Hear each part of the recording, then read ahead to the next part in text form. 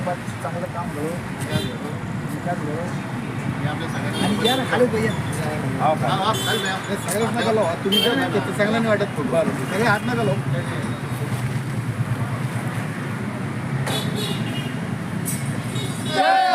कांग्रेस पक्षाचा अकरम भाई आगे बढ़ो, हम तुम्हारे साथ हैं.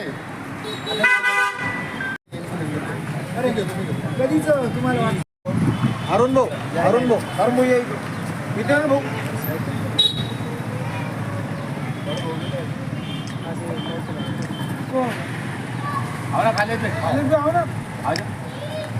खालीच पाहिजे पण तुम्ही सध्या ते मेंटॅलिटी काय काय करत आहे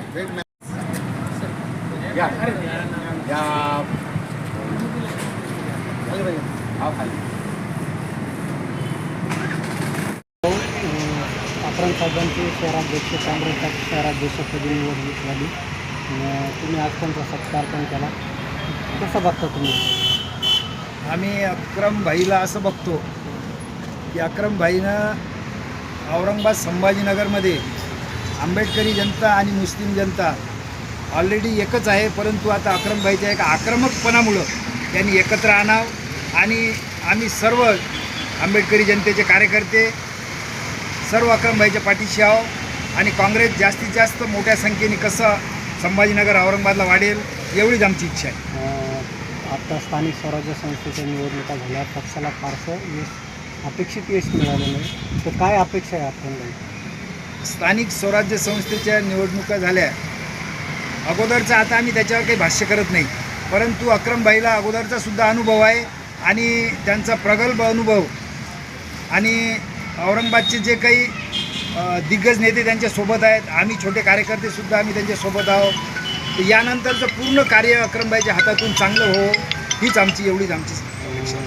जातीवादी पक्ष संघटनांचं मोठं आव्हान काँग्रेससमोर आहे आणि संविधान आता धोक्यात आलेलं आहे, तर याच्याकडे कसं बघता आणि काँग्रेसने पुढं काय कारवाई करावं? संविधान धोक्यात आलेलं आहे हे बरोबर आहे, परंतु राहुल गांधी या देशामध्ये असा एक मोठा नेता आहे की या संविधानाला जे काही आणून पाडण्याचे जे स्वप्न बघत आहे त्यांना जाग्यावर आणण्याचं काम राहुलजी गांधी करत आहे. पूर्ण देशामध्ये बघत आहे. आता ज्या पद्धतीनं तुम्ही सत्य देता चुकीच्या माध्यमातून, राहुल गांधी फक्त सत्यवादी माणूस आहे. ती एक दिवस पूर्ण देशामध्ये राहुल गांधीची सत्ताही नाही. राहुल गांधीजी आमचे पंतप्रधान आम्हाला दिसणार आहे. काँग्रेस कार्यकर्त्यांना या निमित्ताने काय आव्हान करणार? काँग्रेस कार्यकर्त्यांना आम्ही एवढंच आवाहन करतो की काँग्रेसला जुळा. आपल्याला जर देश वाचवायचा असेल तर काँग्रेस आपल्याला आता भक्कम करणं गरजेचे आहे, कारण आता कोणाला सांगण्याची गरजच नाही की आता देश किती धोक्यात आहे. सगळे उदाहरणं संपलेले आहेत. आता फक्त खोटं कार्यक्रम सुरू आहे भाजपचा आणि त्यांना रोखण्यासाठी आमचे शहर जिल्ह्याचे अध्यक्ष आमचे अक्रमभाई हे सक्षम आहेत.